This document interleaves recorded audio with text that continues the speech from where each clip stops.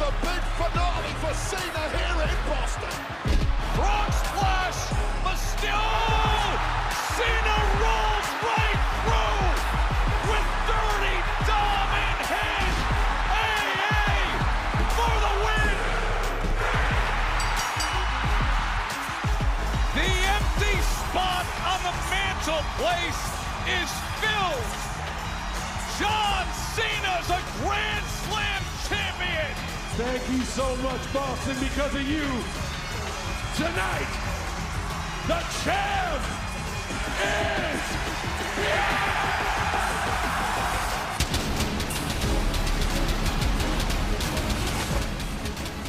And he's here now with us in our First Take Studios. Let's welcome in one of the greatest professional wrestlers of all time. Hello, John Cena. How are you? Thank you so much. Thank you so much for having me. Appreciate it. We're happy you're here. I'm sure that moment was special for you. We're going to get to that in a minute here, right?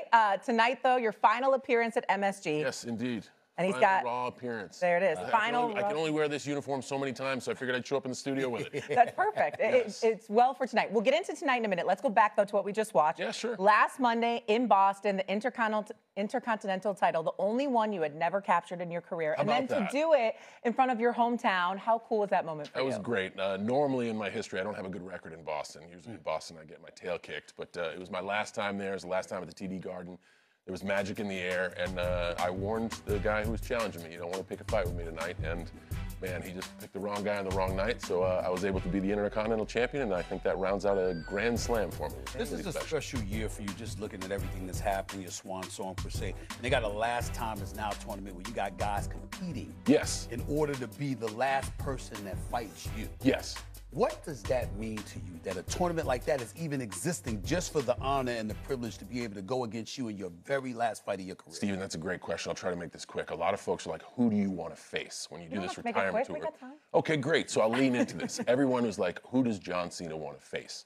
And the way I got my start in WWE was through random opportunity. I got my first match because The Undertaker was sick. So I love the theory of opportunity, and I believe in the meritocracy of the WWE. So I don't want to face anyone. I don't want to handpick anyone. I want people to have to get a chance to showcase their skills and earn the right for opportunity. So we're doing this with the Time Is Now tournament, where it's a bunch of the top superstars and some random entrants, like even some against all odds opponents have a chance to see if they can make it to get a chance to see if they can retire John Cena, which is a really special thing. And on the actual retirement night on December 13th in DC, it isn't just a show about me. I'm using the time that eyeballs are on the show to give some of the NXT superstars a showcase. So I basically want this tour to be about opportunity for the future and paving the way for the future, because that's what the class before me did for me. I get to ask a question? Go ahead. Yeah, You're go for it. standing here. I'm a Give me little what you bit got. starstruck. Come on, man. Come on. I grew up in the 90s, you know, so I was Me too. massive wrestling fan. Yep. What or who is the moment that kind of made you fall in love with the dream of becoming a wrestler? So for me, I was a little bit before that. For me, it was seeing Hulk Hogan and the Iron Sheik on MTV. I was very young, and MTV was something we shouldn't watch. I grew up in a small town where it was like a new product. Yes. So when wrestling was on MTV, it made MTV okay. My dad is a huge wrestling fan, and then we were allowed to watch MTV. So it was a cross of things. I wanted to see music videos. I didn't really understand wrestling, and to see Hulk Hogan beat the Iron Sheik at Madison Square Garden for the World Heavyweight Championship, I was hooked. That was the moment. I was hooked, yeah. Madison Square Garden is such a special place for many sports, but of course the place to wrestle. If there's a moment you could go back in that really stands out to you, for you personally, was there a favorite moment at the Garden for you? I'd pick two. I think a lot of the ones that the fans reflect on. I returned to the Royal Rumble in 2008 as a surprise. I completely tore my right pec off my body. I got it repaired by Dr. James Andrews. He's one of the best. They gave me a great PT program, and they said I would be gone for 8 months, and I was back in 3. Wow. It was just an exercise in doing the work, man. You got to do the work and be diligent. But it was a cool surprise because no one thought physically I would show up to be there, and we kept it secret. Secrets are very rare in the WWE, so I think that's a moment that a lot of fans gravitate towards. But I got to tip my cap to Paul White, the Big Show. I had a match at WrestleMania 20 where I won the United States Championship and picked up a 550-pound man to do it, and he's that man. Without him, I don't exist. Explain, first of all, you're walking away now. Yeah. Why now? And most importantly, how do you feel about the state the WWE is in right now, because I think it's in a marvelous, marvelous place. 2 questions there. I'm going to answer them in reverse. The State of the Union right now is fantastic. With relationships, we're finally in the ESPN family. Never did I think I'd be able to sit here and be welcomed into the ESPN family. This has been great. I've been on WrestlePalooza, I've been on Crown Jewel, and we got Survivor Series coming up in San Diego, November 29th. You don't want to miss that. That's my last appearance on ESPN. Really excited about it.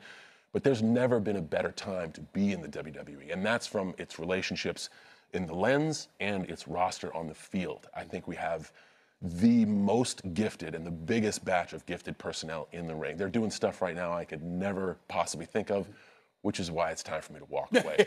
I still got a little bit left in the tank, as you saw in those highlights. I'm 48, I still look good, I still feel good, I have my health. But man, I've been in it for 23 years and operating at a very high capacity and a very high level. And I really want to pave the way for the future. And I'd rather go now and leave the memories of the audience with like, man, he always gave his all, than risk doing bad work. Okay. And I want to be invisible for a few more times, and that's it. It's been a great year. I'm very happy to be able to pass the torch on what I think is an extremely capable class of men and women. Where did this come from? How did this become a part of the identity? It is my life due to happy accident. You asked me like how off air, you asked me how I got the song, happy accident. This, when we played my little brother Sean the album, he was doing this. And I'm like, man, you look stupid. He's like, yeah, I bet you won't do that on TV. And I was wrestling in matches that no one cared about. I was on an obscure Saturday program called Velocity. No one ever watched it. So I'm like, oh, fine, nobody's watching. Perfect. You guys can't see me. It's stuck, and here I am, the invisible man, 23 years later. Kind of like one of the trademarks of wrestling history. 100%. Whole thing's a happy accident. Not even supposed to be here. That's how all the great things are born. Tonight, we're hours away. Do you have any emotions surrounding tonight? How are you feeling? It's exciting, and I want these nights to be exciting. I think by leveraging the impact of like, hey, this isn't just my thing, and just because I kind of relate it to me leaving as us closing a chapter. It is a decade or 2 decades in WWE closing, and we're starting new.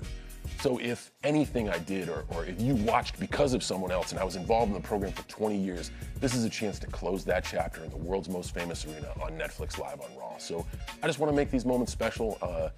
Like every other night, I'm going to give it all I got, and we'll see what happens afterwards. All right, of course you are. You're not cold? It's freezing here in New York. Right now, you guys got it warm in here. Man, it may be cold outside, but it's going to be hot in Madison Square Garden tonight. That's right. Pay for the whole seat, use only the edge. Come on now. I love it.